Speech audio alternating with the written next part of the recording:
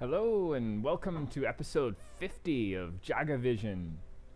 We are a little bit delayed starting today. I had a little bit of some technical issues, but we seem to be figuring them out a little bit as we go. And yeah, so we're going to have a pretty exciting show today. We have the owner of Sargessa joining us, which is going to be loads of fun. And we are going to be drinking some Genmaicha Zairaishu. We'll also have Sherri with Sister Speak joining in the fun. And we plan on, just talking about Sargessa's really cool project and going into some details there. Next week we actually have the folks over at Seasons Bakery joining us, which is going to be fun too. And then the final April show is going to have the owner of the Yamaguchi farm, Mr. Yamaguchi, join us to talk about his matcha that we've been having a lot of fun with. So, yeah, lots of really cool stuff around the corner. I was just trying to see if we can't get Alexandra to join us right away. But looks like I need to let her join. So just give me 1 second here. And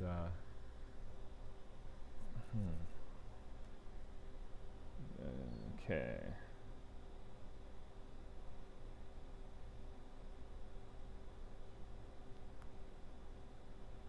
Okay, let's trying to make it happen. Okay, so until that process figures itself out, I figured I would try out some of this cooked pu'er. At the time that I got it, it was from a farm in Yellow Mountain, which is good times, and then which is or from a farmer in Yellow Mountain who's introducing me to their pu'er selection.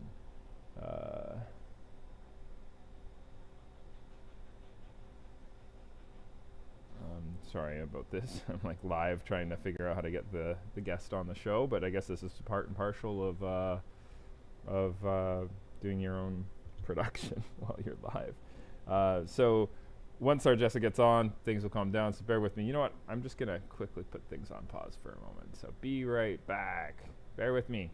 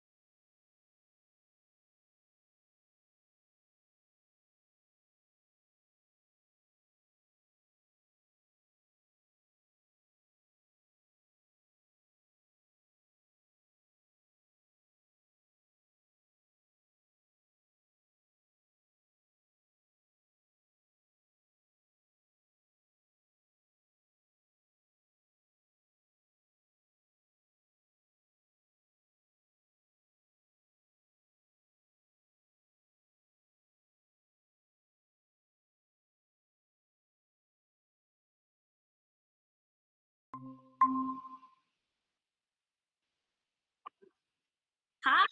Yeah,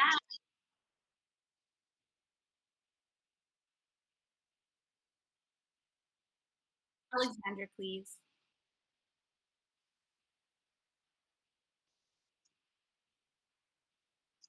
Okay, no problem.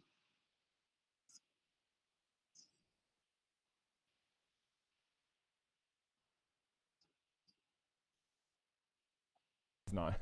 My bad about that. So your volume was on, mine was not. Apologies to our viewers. I was just confirming some things there with Alexandra. We have her back on. So thank you so much, Alexandra, for joining us from Sargessa. Really excited to have you on the show today. We're on episode 50 of our JagaVision, if you can believe it. So this is our 50th week in a row. Wow. Yeah, and so we're really, really happy that you agreed to come on, and we could talk a little bit about your project and drink some tea together. We're going to be joined in a little bit too by Sherri, the lead vocalist of Sister Speak. She joins us weekly and participates in the chats and makes some tea with us, and we have a lot of fun. So looking forward to this. Do you want to tell maybe our audience a little bit about who you are and what Sargessa is all about? Sargessa is all about, if I pronounce Yeah. So my name's Alexandra. I'm from Treaty 7 territory in Calgary, Alberta. I am not Indigenous. My family is from Trinidad and then settler Canadian as well. So that's kind of how I identify. Mm-hmm. I make tea that raises awareness of violence towards marginalized women and supports an Indigenous-led women's shelter here in the city of Calgary. Very cool. And we work with Canadian ingredients in all of our teas, as well as ingredients that we're sourcing from communities elsewhere in the world.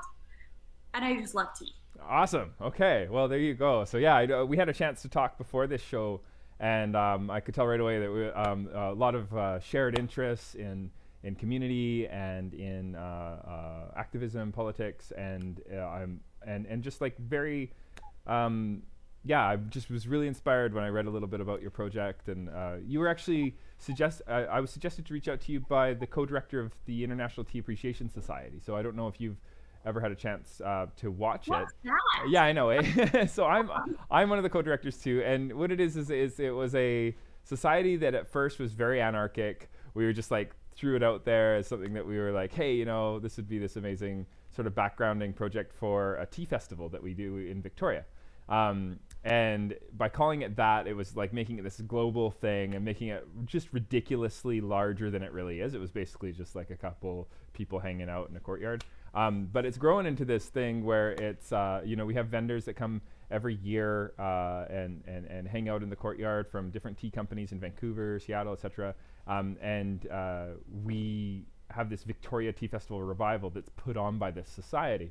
And then a couple of years back, we actually registered it. So it's a legitimate nonprofit, and it's the Canadian chapter of the International Tea Appreciation Society.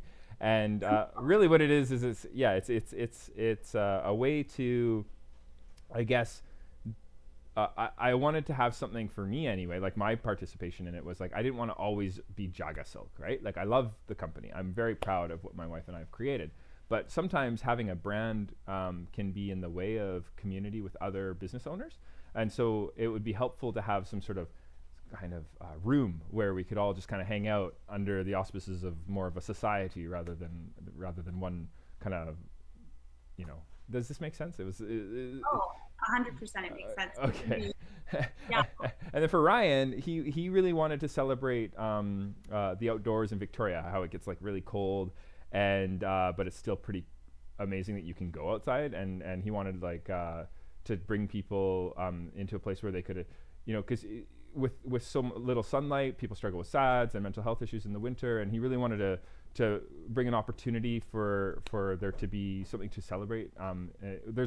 There's so much like big what are they, like these festivals where you have music and jazz and ska and all this stuff. Like it's just very active in the summer in Victoria, but wintertime suddenly it's like nobody's out at all. And so he wanted to change that a little bit with this festival. So anyway, that was his contribution, and then my contribution, and we've turned it into kind of like an educational symposium.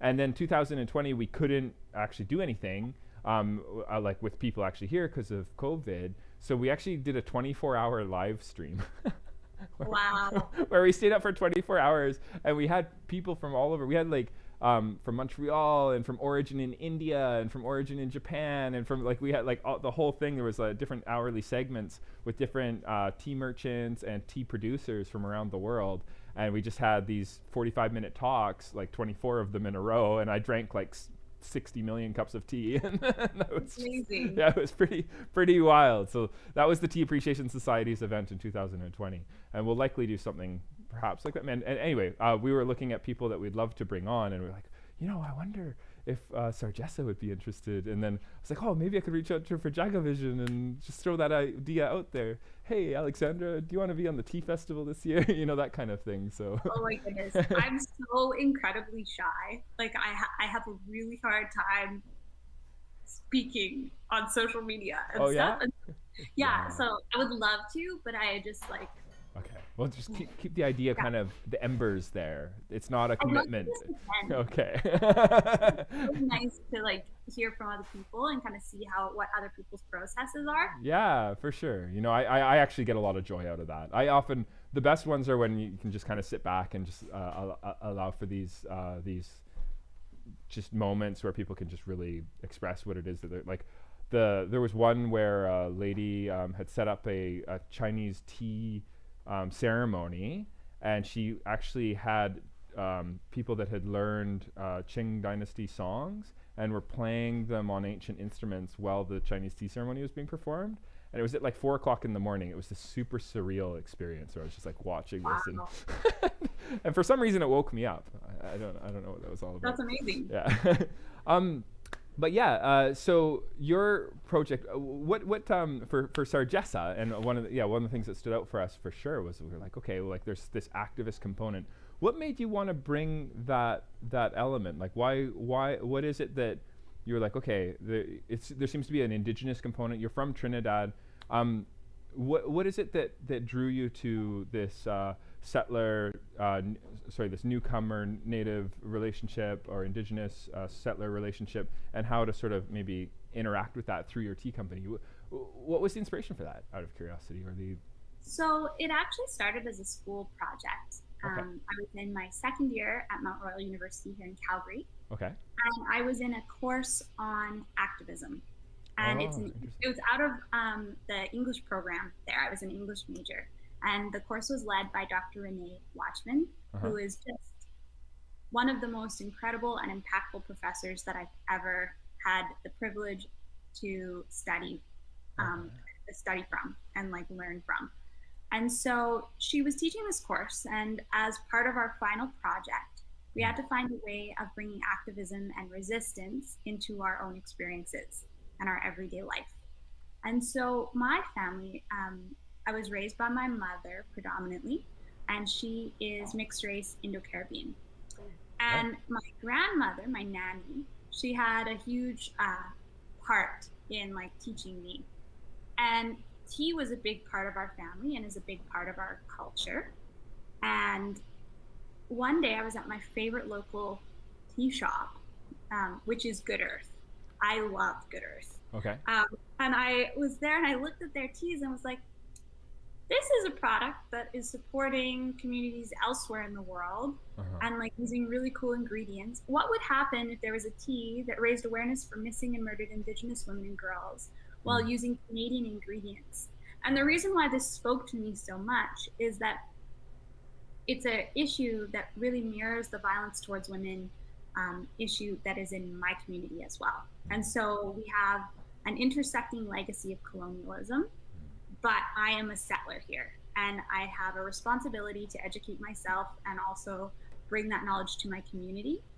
And then also, tea is such a natural knowledge bridge between communities because almost every culture has some form of tea.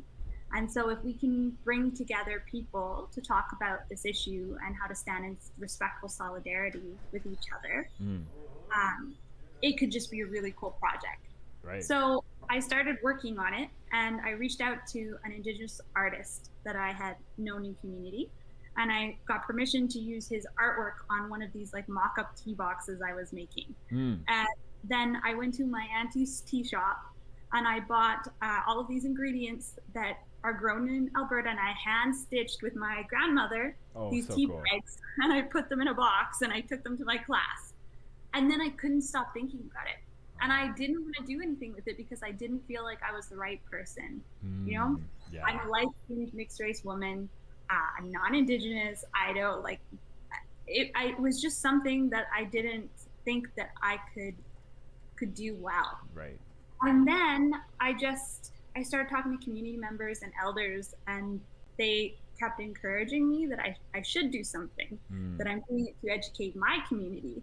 And from there, it just kind of grew. And then 2 years later, I piloted it. I started a little Etsy shop, and overnight, it just took off. It was for a business class. I was in one business class, and it kind of grew out of that. And then we were originally called Solidarities. That was the project. Right. And that's a cool name too. It was a really cool name, but it was already taken. Of course. And you couldn't trademark it. Yeah. And so then we rebranded under Sarjessa, which is a name that meant nothing at the time, but has come to like really represent the spirit of the dancer that's on all of our packaging. That's cool. And it just sort of grew.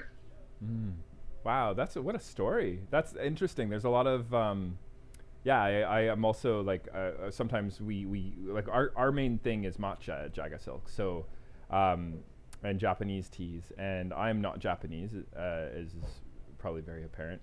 The co-owner of the company is my wife, Miyuki, and I call her the big boss. She's the brains, I'm the talking head, and and we travel to Origin. We like have these, we try to talk about the relationships that we have and stuff. And so, but it's interesting. I'm also extremely fascinated by. Oh, it looks like Sister Speak is about to join us. Just 1 second. Okay.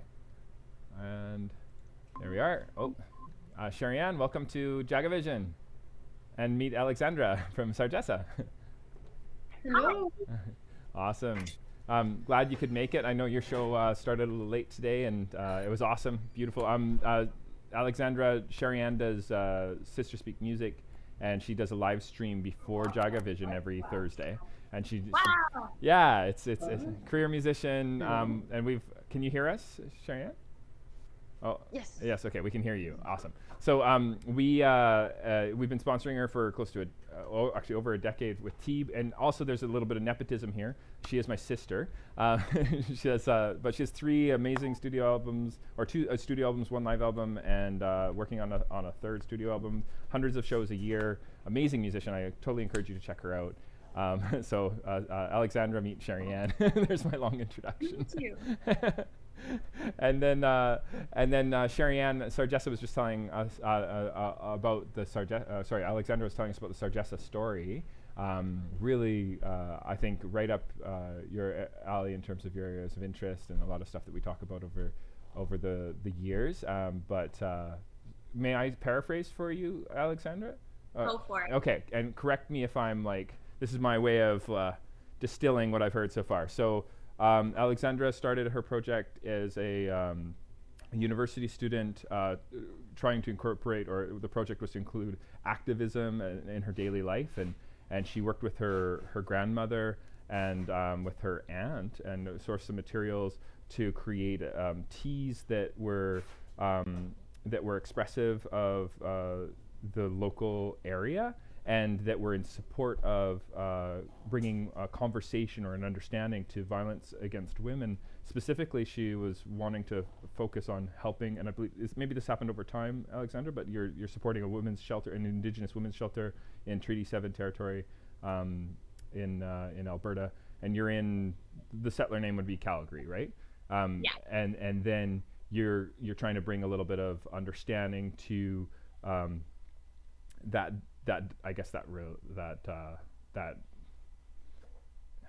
is issue such a soft word, but you're trying to bring a conversation, or you're trying to start a conversation with your teas. And it's like cross-cultural dialogue. Awesome, cool. I don't know if we lost her again. Sherri, did we lose you in the middle of my long explanation? We might have lost her. No, there we are. No, okay. Oh, fantastic. I could hear it, and that's incredible. Wow. Yes, sorry about that. I'm just a little bit spotty today. The internet. Fair. Okay, cool. Yeah. So, Wow. what are some examples of some teas that you have, Alexandra? So we have a peppermint blend, which incorporates peppermint from Alberta, as well as rose and sage. Cool. And then we have Earl Grey, which is like, it's more of an Earl Grey cream, but it has lavender from the Okanagan, as well as PEI. And then we have a chamomile with rose and clover. Okay. We have a wild mint jasmine green tea. We have a blueberry breakfast tea with vanilla. And we have a spiced chai with rose hips. Oh, very cool. Awesome. Well, that's Wow. I would love to have another opportunity to taste some of your teas. And I know we were going to drink some Genmaicha while we were talking. I actually figured that we could start making the tea so we can be keeping warm while we're having our conversation. But it's a Genmaicha Zairaishu. So Genmai literally means brown rice. Cha means tea. Zairaishu is referring to the heirloom cultivar. So a lot of teas are grown. The cultivars are produced in nurseries, and then the ones that are, considered amazing or ideal for the farmers to grow, they're going to propagate them, right? So what's nice about this one, Zairaishu is actually grown from seed. So it's every time you grow from seed, you're going to have a very different experience with the tea. It's going to transform into sort of a new cultivar kind of idea. So this particular one is from Mie, a prefecture very close to where I used to live in Japan, actually. And so what I wanted us to do you have a scale, Alexandra? Yeah. Actually, my tea has not arrived yet. Okay. So no. I'm gonna watch you make it. It didn't and come. Then I'll try and replicate it. Oh, that's too bad. Okay, yeah, we sent that earlier this week. We should have. That's okay. So when you are making this eventually, I would love you to if you can get a scale going. We really believe a lot in dosing using mass rather than teaspoons. It seems to make a big difference for consistency. But at the end of the day, there's 8 grams as the suggestion. So you could always just take your whole package, it's 40 grams, and if you wanted 8 grams, you could just divide it into 5 equal parts and just use 1/5. Does that make sense? Yep. Yeah, okay. And you just throw that into, we often just make it in like a mason jar if you want to. You can use your favorite teapot, whatever you want to do. I'm going to use a kyusu. So this is a Japanese teapot. And I'm going to throw 70-degree water over top of it for 2 minutes is my plan. So what Sherri Ann's going to do, and actually what we encourage people at home to do is know that room temperature cups and teapots, etc., are really good for cooling water. So if you have a boiling water, it's 100 degrees. And if you want to cool your water to 70, you just need to do three vessel transfers, because each time you transfer water, you lose 10 degrees centigrade. And 3 vessels. so this is. So we're doing 2 minutes at 70 degrees. That's right. Well, I'm really disappointed that our tea didn't arrive in time, Alexandra. It's. I'm really excited because everything arrives at perfect time, and so right when I need it. Oh, well, that's a really nice perspective. Well, it's when you're looking at Genmaicha, one of the ways that you can tell that they were really careful with its production is if there's no visible popcorn in it. So you want just golden brown rice. That's kind of this ideal. And then when you're looking at the leaves, there's actually different styles. You've probably heard of sencha before, but sencha Genmaicha is a really interesting kind of variant of this. This is using bancha leaves, and bancha is the evergreen pick of Camellia sinensis. So if you're and sorry if I'm telling you stuff you already know. I know you're a tea enthusiast yourself, so it's just I'm not nearly as knowledgeable as you. For our viewers. By no means. But it's a very sort of hardy version of Camellia sinensis, because we harvest the flush for senchas and stuff. Of course, they're quite young. And those young leaves that come out of the winter dormancy, even the first flushes, have such a concentration of nutrition and volatile oils that you get this kind of flavor punch. Whereas bancha is, being the mature leaf harvest, it's just it's going to be a little bit lighter weight, so it's a lot more conducive to having with a meal, for example. Whereas a sencha is nice to have with a dessert. It's a little bit richer, if that makes sense. Yes. Yeah. Maybe there's a green tea, Alexandra, that you could join us with or something. I don't know. Yeah. Like it's a different one. Or Yeah, no, I could definitely do that. I Yeah? haven't got my kettle boiled, but I'm like just really enjoying just the process of learning. Okay. It's like, not often that I get to talk to people who have so much knowledge. Aw. And so I feel a little bit like spun when I talk to Jared. Oh, that's funny. Well, while we're talking about Genmaicha, I'll just do like a quick introduction, and then we can talk to a little bit about maybe one of your favorite teas. That would be really fun. Okay. So this is again a 70% bancha leaves, 30% genmai. We kind of worked with the farmer to develop a ratio that we were really happy with. You see different ratios all over. The story behind Genmaicha is it was invented during World War II, apparently to extend tea supply because they're running out of tea leaves. So and it just stuck around as something that people really enjoyed. So I also like to do my teas using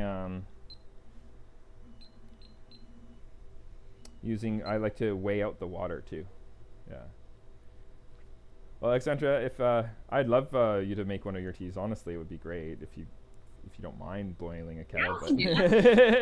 But and then we can see talk a little bit about what you're brewing over there. What is your go-to tea at the moment for your products that you have a nice range? Asking me to pick between children. I know, right? What feels like a good tea at this exact moment? I think I'm gonna have some mint. Yeah. Okay. Yeah. All right. This is featuring that mint tea by Elizabeth and Eckhart? Pardon? Yes. Yeah. Okay. Awesome. Very cool. Okay. And then Sherri, where are you at in the process? I just put my water in. Yeah. Awesome. Okay. And I've just started steeping. Did you already set your timer? I did. I'm at 2. We're gonna do a 2-minute brew. Okay, I'm gonna set my timer. So what's interesting about this tea, and what I was hoping to do today, if the tea had arrived, is I wanted you guys to taste the difference between a slow brew and more of a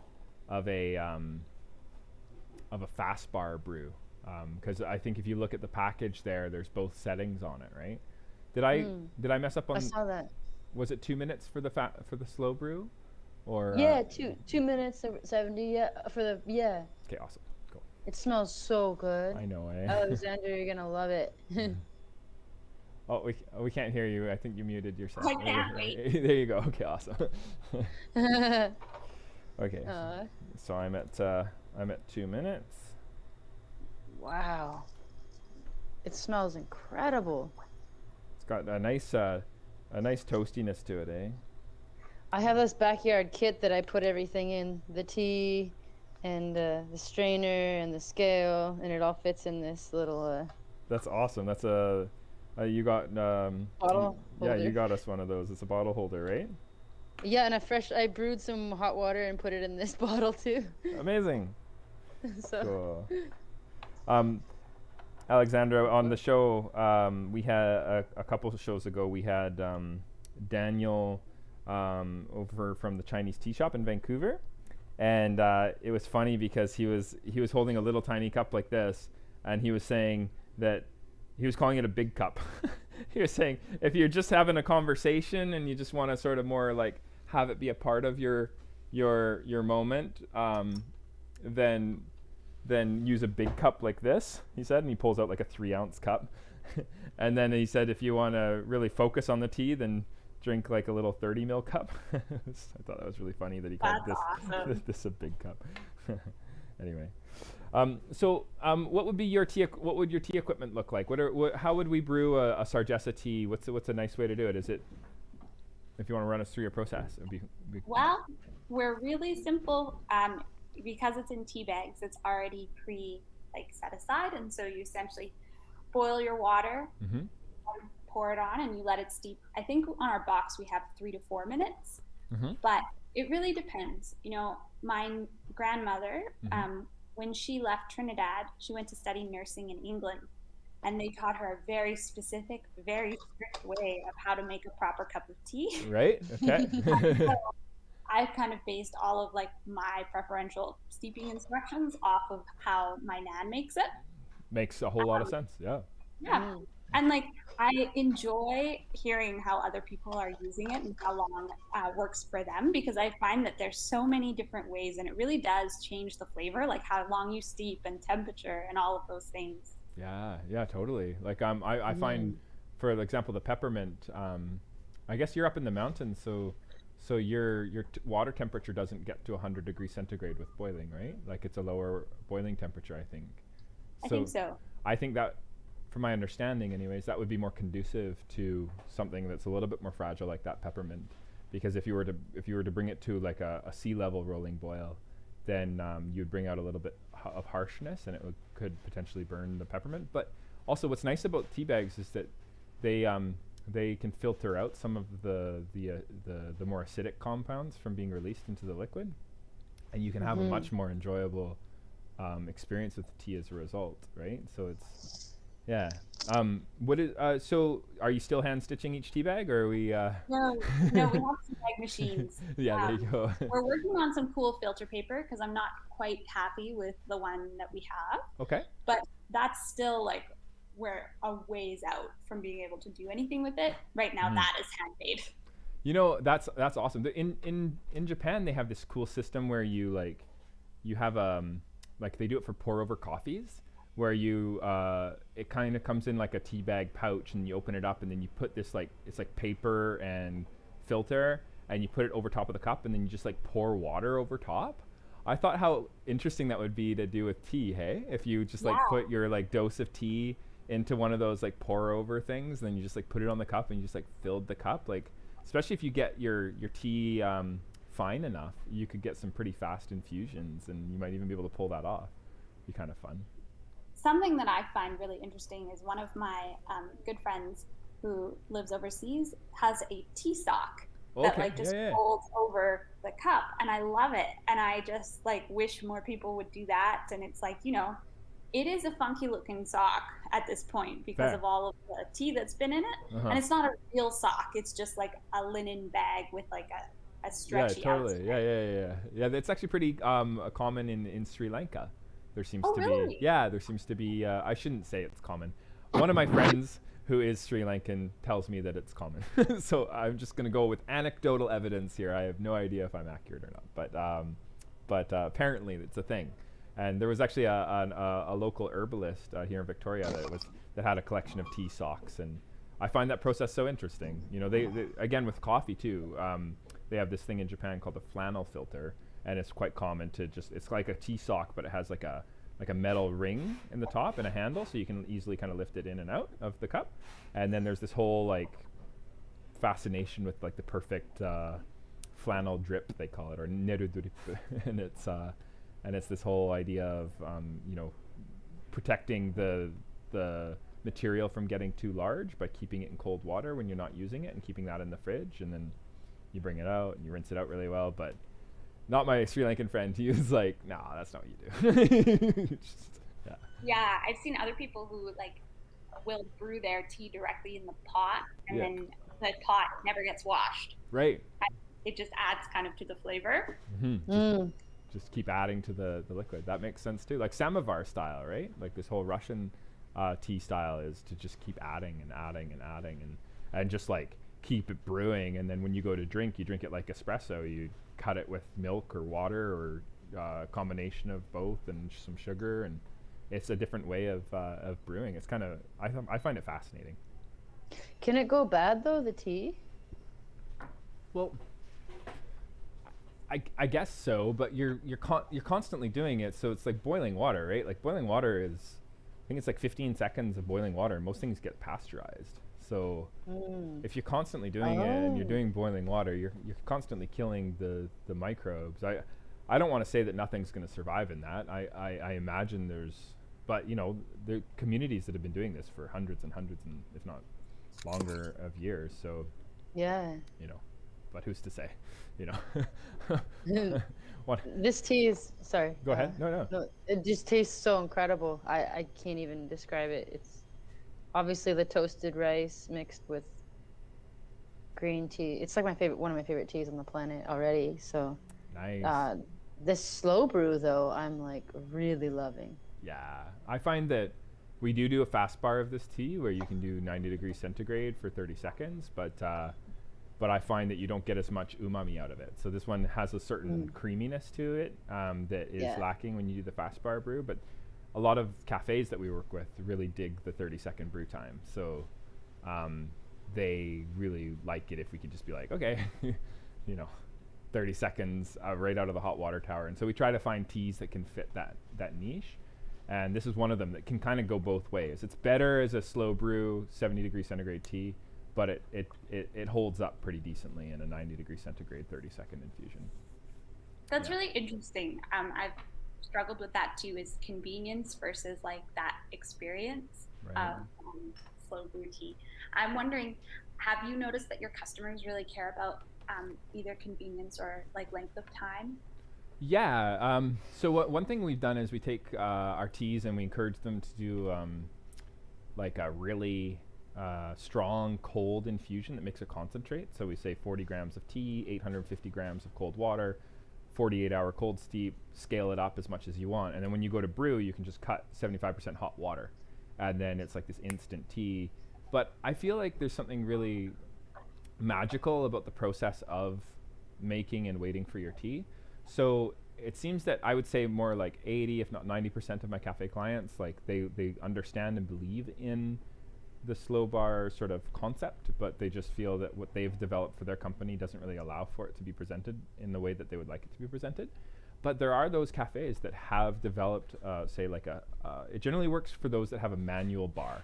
So if they have like a pour over system or some sort of way of doing by the cup coffee, then when I start talking to them about teas that take a little bit more, temperature control, variation in weight and extraction times, they're a little bit more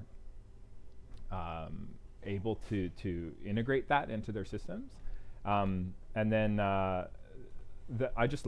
love going to those. I love going to all of our cafes, but I love going to the ones that have a specialty tea element to their menu. It's what we call it. It's like brew bar versus fast bar, or on their menu it says fast bar and specialty tea, and then it just allows them to do that. And I think it's also how you communicate to the customers. If you just say like, this stuff's fast and this stuff by its name being specialty tea isn't, then it allows for people to have a bit of patience. And I think you're able to, as long as you can get I guess another thing I've learned is that generally the cafe owners are more scared to do it than once they do it, they realize that the customers actually are super happy with it. They're like, yeah, I have no issue waiting 5 minutes for my rooibos to be brewed correctly. Yeah, if you explain it to the customer, like I would be so happy if I would go to a cafe and they would actually like if they said that, I would be so stoked, because so often when I order a green tea, I'm asking, can I get the tea bag on the side, please? Because I can't even drink it if it's brewed in the like extremely hot water. It's just so terribly it's terrible. So when so I just got in the habit of like when I'm traveling, like, oh, could I please get the tea bag on the side, and I'll let the water cool for a little bit. It makes a difference with green teas for sure, right? Like, and a lot of herbals too, hey. I mean, I'm not a specialist when it comes to herbals. I think we focused a lot of our energy on specifically Japanese green teas, but I think that what I've noticed from the limited testing that we've done here is that your sort of lighter weight teas seem to really benefit from a 90 degree centigrade temperature over 100, and then the root herbals generally like to have a stronger water temperature to just bring out more like things like the rose hips or the licorice root or the like ashwagandha and that kind of thing, like really seem to benefit from a hotter water temperature and a longer brew time. And then you start to get real texture and real flavor potency and all that fun stuff. You know, when I was first testing out my teas, and my first 3 flavors, I was working at an elementary school, and we didn't have a lot of time, but we would make tea with kids, grade 6s. Okay. And it was wonderful to watch them, like the words they were using to explain what they were tasting. Oh, so cool. Fruit Loops, or like, you know, oh, this one tastes terrible. Don't sell this, like, and things like that. And so I have like, you know, I'm not a tea specialist. I have a very simple language for explaining what we do and how things taste. But like, it's interesting hearing you talk about things like having the tea bag on the side, because like often some of these kids would be like, well, we need 7 ice cubes before we can like put the tea bag in. Things like that. And so now I like, if I ever have to get like a tea that I'm not making at home, it's like I need some ice cubes in it. That's smart. Just cool it down and things like that. And how I do that too. Yeah, it's amazing. Or I say half hot water and half cold water, you know, like, and just get a brew temp that's somewhat reasonable when you're traveling, right? Because sometimes they're even hotter than 90, right? A lot of people's hot water tower is 90 degrees centigrade, but sometimes they're like super hot. I like this. The kids asking for ice cubes. They're like, that's hardcore. Those are like, you know, they got it dialed in. Right? Yeah, that's awesome. I love the. Yeah. I don't want to be like demanding about it. Like sometimes people can be so particular, and they're like, "It's too hot" or "It's too cold." You know that whole thing. You're right. Like, it's like interesting how demanding people can be in our culture. So you want to steer away from that, and so kind of taking ownership over it and saying, "Oh, can you just put it on the side?" That's not a terribly inconvenient ask, right? So yeah, or like, "Oh, do you mind? Is it possible to get a few ice cubes in there?" You know, like.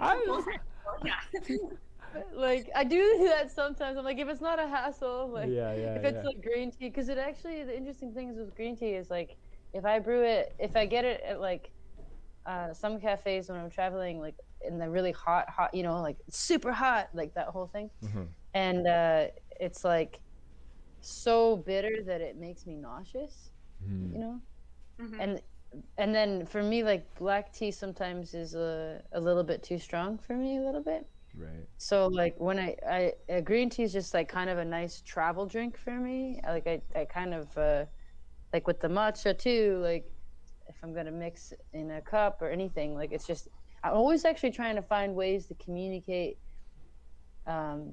things like that, because like if I don't ask, then I'll feel really nauseous. Right. So it's like, how do I do that in a way that's not like demanding and like, I need this now, you know? Like, because green. Yeah, sorry, go ahead. Oh, no, I think you're absolutely right. And I think that, you know, I've wondered if I'm just getting like super sensitive because we make and drink so much tea, but like mouthfeel has become like quite important to me. So when I was little, things like skin on top of your tea from like adding the milk and having it harden, I couldn't do it. I would just like, and like it's still the same as an adult, but it's like much worse. It's like if I even like I have like gagging, and so I've had to like learn how to control that at cafes and like figure out, you know, a system. And so one of the tries was like drinking it really fast, but then you don't appreciate it. That works. Yeah, you just like just guzzle it down, and then you don't have to even think about it. That's it's an option. What was great Harder when it's not boiling. But sorry, go ahead. One of my mentors was like, if you cover the tea like from chamomile, the essential oils won't evaporate out, so you're getting like more out of it, the tea. But what I've also discovered is it tricks my brain, because if there's a lid on top of a tea, I can't see it, so I don't like fear the skin because it's like covered. And so that's what I try and do now with all my teas. That's really funny. That's really funny. If you're gonna add milk, you know there might be a skin forming on the top. Use a lid. You know, it's like feng shui, you know, like if you put the mirror on the wall, or if you like close the door over the mess, it doesn't exist, you know. Exactly. Right? It's just like hiding my yeah, that's awesome. Well, that there, you know, we I find when I'm traveling, my favorite thing to do now is actually I was like always like, okay, how do I like have a, you know, half decent tea experience? it doesn't have to be even an experience. I just don't like Sherri will get affected from green tea that's too astringent. I don't want to think about it too much. I don't want to be like, oh, I'm this like tea shop owner, so I need to be like a specialty tea drinker as well. Like, it's not like that. But what's been really amazing actually is ever since I had an experience where one of my friends, and I've talked about this on the show before, I was visiting in Quebec, and I think I was meeting my sister and her partner there, and they were going to pick us up, and it was like this. We just stopped in a snowy gas station parking lot, and he pulled out this amazing, like tiny, like little tiny kyusu. It was a little 6-ounce Japanese teapot with little cups and and he had his thermos he'd made in the morning, and he went and he made this like tea bar experience on the freaking like gear shifter of his car. I was like, this is ridiculous. I was all into like, you know, I thought this was the coolest thing ever. Is I have these sieves that just screw on top of a mason jar, and I thought this is like the best travel teapot ever, right? Because you can just like throw your tea in there. And then anyway, he changed my mind. The best teapot for traveling with is actually a really delicate one in a little camera bag. and you can totally like, it's just, I love that ritual, right? I realized I love it so much. It's so cool. And I think one of the things that was stopping me was a like I didn't think of, I don't know why, but a thermos of hot water, of course. Like, it doesn't have to be like especially if you, have you ever had gongfucha style, like Chinese style of making tea on one of like these little trays where they splash the little tiny teapot and they put boiling water on like a really big dose of tea in a little tiny pot for like 15 seconds. It's a super interesting way of having tea. So how you make pu'er and oolongs and some interesting crimson teas is you can just stuff a little tiny pot like that. Look at how tiny that is. Wow. Right? And you just stuff it with like 4 grams of tea, and then you do flash infusions. And you can do like 17 of them. Like, you can just keep going. So in terms of like liquid volume that you get out of the tea, it's like awesome. And then if you drink it in these little thimble cups with like you can actually share like 3 little cups, and you can have like a little, like if it's your core bubble or whatever, you can be sharing, right? And it's it's such an interesting way of tasting teas. That's amazing. Yeah, right? Like it's anyway, he kind of inspired me where I was like, okay, rather than, because I think society pushes us in a particular direction. Faster, quicker, larger cups of tea.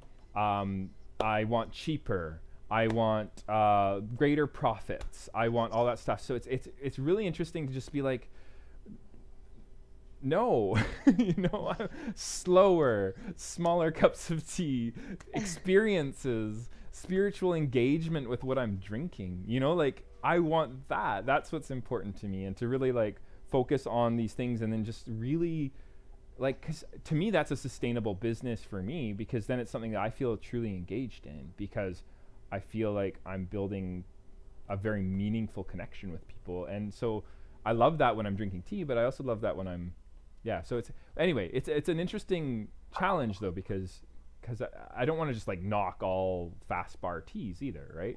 So anyway. Yeah. Well, and it's so interesting that you say that. Like, I love specialty tea, but I also recognize that I don't think I want to be a specialty tea company. And the reason why I say that is that, I have 2 sets of grandparents, and it was so wonderful. They are so supportive. They love the tea. They love everything about it. But it broke my heart when I went to their house, and Nan opens up her tea drawer, and she's just like, "We save your tea for best." So here's where it goes. I'm like, I just, I want it to be an experience that is accessible and that is affordable, and that people with different levels of abilities can use, or different types of abilities. Like my granddad cannot use a tea sock. He just I love him so much, but as soon as we got tea bags, he was so happy. There you go. And so, like, how do we balance this need for high quality, slow steepage, like conversations, and also facilitating just people who have to live in a fast-paced world and need things that are affordable, and all of that. It's so difficult to balance. It is. It's a really difficult to balance one. I mean, my grandma, I really wanted her to drink matcha. And you can imagine how challenging that would have been. Yeah. And because, I was looking at all the health benefits, how it was good for, cholesterol in your heart and your eyes and your borderline diabetes and all these, just like, it's like basically this powerful medicine, but she hated it. So I ended up making them into little capsules. I was like, hey, Grandma, you should take this like medicine. And then it actually worked pretty good. For a while there, she was taking it, and it seemed to really agree with her. She didn't take it as when she got a little bit older, and there was a little bit more careful control over what she was ingesting, and unfortunately, she's no longer with us. But it was an interesting idea that my grandma was definitely not. But my wife's mother has been quite interesting, and my mother, there's been this sort of process over the last. JagaSilk's been around since 2005, so 16 years of sort of this family kind of back and forth. And now my mom has a scale. She has a little teapot. She has a temperature variable kettle. She's got the whole bit, and so does my wife's mom. And I mean, a lot of it we've really encouraged it, but they want to do it, and my stepdad's all in. My dad's invented this like his whole new system. He calls it like samovar style or something, and he just like he uses one of those Keurig coffee pots, and he just like blasts the tea with water and just keeps going, and that's made his life really easy. He anyway. steeps it. He just, and it's like 95 degrees, sometimes 90 degrees, the Keurig. Yeah. So then he just like has a cup like this underneath it, and then the tea, and just he just drinks oolong all day. He said it saved his life. Yeah. Oolong. Yeah. He just so amazing. Go ahead. I just love how involved your family is in all aspects of this, because I think that is part of like the beauty of tea. It's been a process, is what I guess I'm saying. They weren't like that from the first year. That's so awesome, and it shows like how people can engage with it over time. Yeah. My friend, he runs a podcast about Indo-Caribbean history called the Cutlass Podcast. Oh, cool. Okay. And he just did a post about how spices are traditionally ground in our community, and it's this huge mortar and pestle. It takes two people. It's like, because spice is ground for the community. It's like whole families and like intergenerational families. Wow. And then now we have like,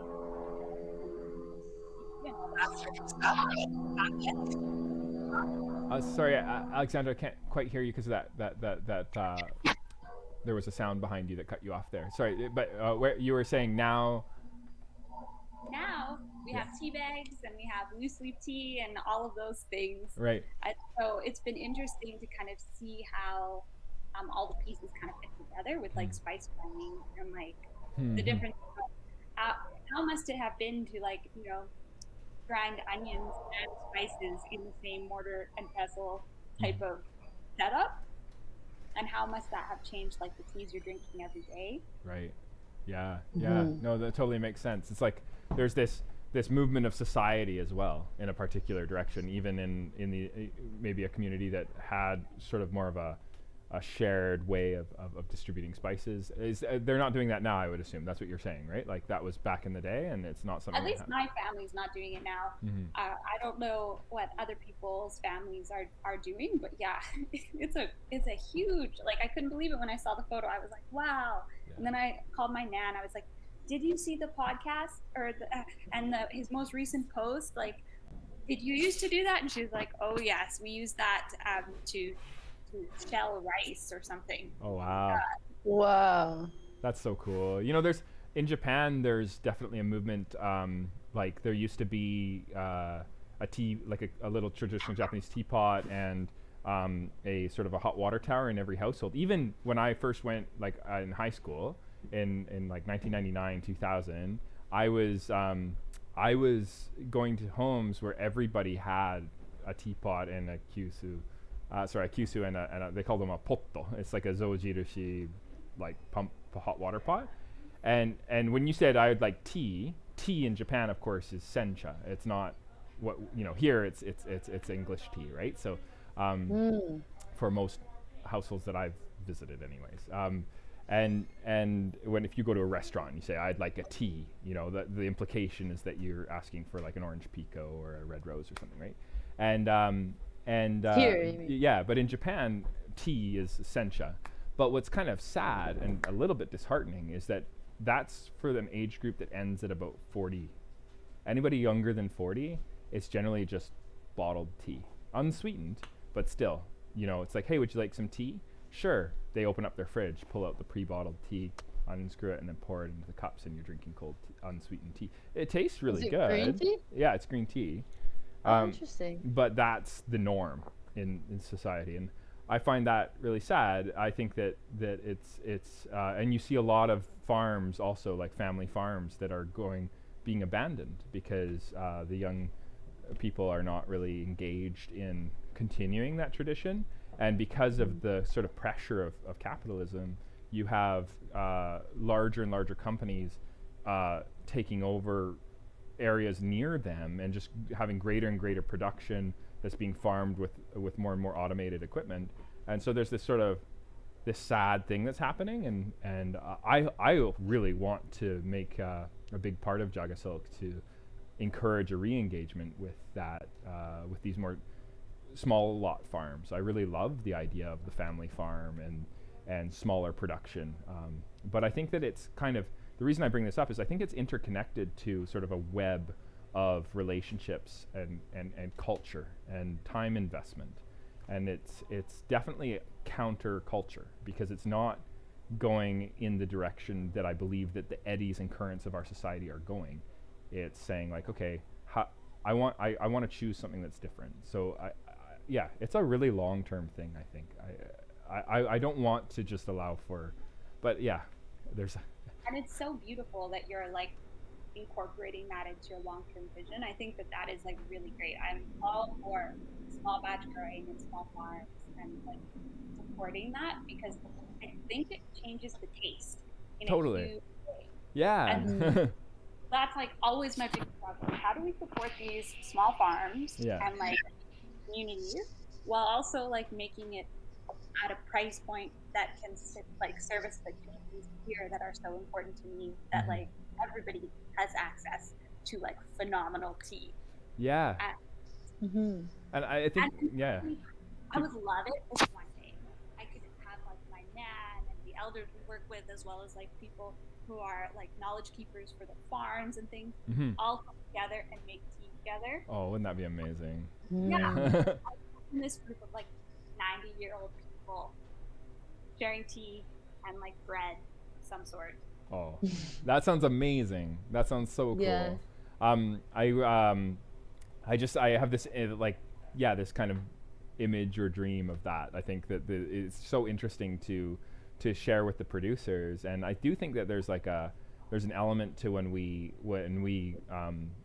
have that sort of ideal in mind when we're growing the business, that it can go in and contribute in a way that's not very empirical. Like, I don't think it's something that you could be like, hey, I bet you if there was like a side by side to like, you know, the small lot peppermint production in northern Alberta versus say the massive organic peppermint production that happens in Oregon, if you just measured menthol compounds as an example, sure, there's going to be an empirical result that's going to show, I think, that the northern Alberta stuff is just a greater concentration of those menthol compounds. But I also think that if you had two people in the same area, if it was like a difference between caring about what they do and not caring about what they do, I believe that there's an imbuement of that energy in the botanicals that they're creating that is separate again from that menthol concentration. Like I really believe that that's also true of the companies and styles of business that we choose to do. I think that there's I think people pick up on that. There's it could be a subconscious thing. It could be like I know it's intangible, but I think it's nevertheless extremely important. And I love surrounding myself with people that care about what they do. And I think that's part of it. Is I think that you actually get sort of it's more than an inspiration. It's almost like there's like a, if you're I think that as a society we're hungry for these authentic connections, and it's really amazing when we can achieve that from the people that we interact with, that we can get these authentic connections, and it helps to grow the spirit in a really powerful way. Does that make sense? Am I making sense here? I don't feel like I'm communicating my idea. I think that it's awesome. You tell me a lot of my nan, because she tells me all the time the reason her spaghetti sauce is better than my mom's spaghetti sauce is because there's love in it. Oh no. Is she knocking your mom? But I'm okay with it because their sauce is better. Funny. Yeah. But I have to go back to work. Of course, yeah, sorry. Yeah, But could we do this again? Yeah. I'm just enjoying like this experience, and I promise that like when I get the tea, it's supposed to be delivered tomorrow. Yeah. I'll make a video. I'll do it. Okay. The scale. The first time I bought tea, like my family were tea bag people, so I went to this store. Mm-hmm. I didn't know it was like a drugstore, but it's a store where you buy like bits and pieces. And so I went in and I got this scale, and I got home and I opened it up. There's a big picture of EZE and guns on this scale. And so I still use it to like weigh out my tea because it's just like, I love it. But yeah, I'll be using my EZE scale. Oh my goodness gracious. But you won't be measuring out gunpowder. You're going to be, well, it might be gunpowder tea, right? Yeah. But it won't be. Okay, that's hilarious. Okay, well, thank you for coming on the show, Alexandra. Did you have any final words you wanted to say to Sherri Ann or to the audience, or was that it? Is this the? It was so nice to meet you, Sherri Ann, and I'm so Likewise. excited about the work you're doing. I'm really looking forward to just learning more from both of you. It's nice to be able to have conversations with other people who love tea and make tea and like are also so deeply invested in the community. Cool. Awesome. Well, it's been wonderful to have you on. Sherri Ann, did you have any words you want to say to Alexandra and to our viewers before we go? Oh, thanks for everything you're doing with tea and with life. Awesome. Really appreciate your perspective, and it sounds like you really have a good flow going with life. Thank you. I'm looking forward to one day meeting you both. It's going to happen. Yeah. It's going to happen. There will be a cooling down of this pandemic, and there will be a little bit more travel that will be both safe and fun. And looking then I'll for. make you tea with my scale, and it will be fun. Yeah, you will. Yeah, you will. Okay, so thank you to you both. I think you can find Sarjessa if you go to sarjessa.com, right? Yep. Yeah, sarjessa.com, and you can follow her on Instagram at sarjessa_inc, I believe is your. And then you can follow Sherri Ann on Instagram at Sister Speak Music. You can also go and support her patreon.com/sisterspeak for her live performances every Thursday, sisterspeakmusic.com. Thank you both for coming on the show. Really appreciate the time that we had together today.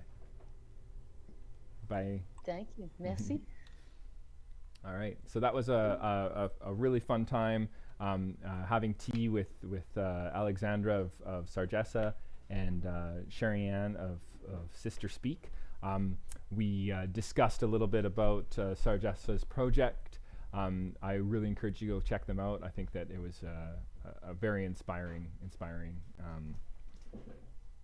project, and that's why we really wanted to have her on. So we're really blessed and glad that she came on.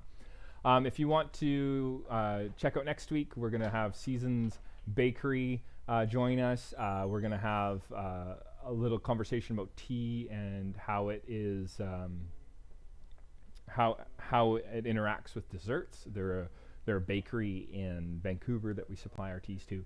They'll be on next week. The following week, we'll have Mr. Yamaguchi live from Origin in Wazuka, Japan, join us. So it'll be his 5:15 in the morning. So what a trooper, coming on JagaVision in a couple weeks. So stay tuned. Every Thursday, 1 o'clock, you can check out new episodes. What's coming up, go to jagasouth.com. You can also join our newsletter, Jaga Spam, by signing up on the main page there. I'm Jared Nyberg. This is JagaVision. Thank you for tuning in. Hope you can click the subscribe button on the bottom there, and you'll get notifications when we go live. If you're watching this from YouTube or an archived version, etc. Thank you so much. Have a fantastic day. Goodbye.